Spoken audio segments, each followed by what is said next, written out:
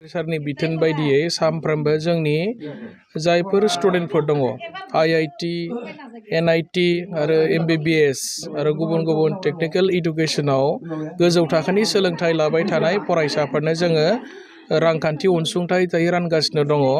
खारना जाहैबाय हाग्रामा महिलारि सारा सोलोंथाइ बिथिङाव आथिखालाव जोबोद गोसो होनानै खामानि मावगासिनो दं। रांनि आंखालनि थाखाय जोंनि लेखा गोरों गथ' गथायनि फरायनाया जाहाथे आद्रि जाया, बयबो जाहाथे माने जिबनाव साक्सेस जानो हायो।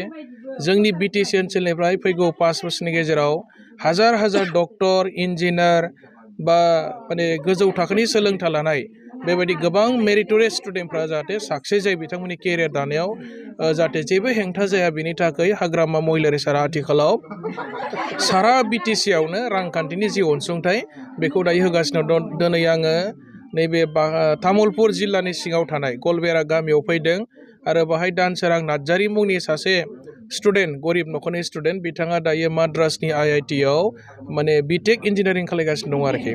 दा बिथांनि नखराव साख्रि बाख्रि गैया, सोलिनो थाखाय खस्थ' जायो। बिथांमोना मोनसे एप्लिकेसन दैथायहरदोंमोन जोंनिसिम।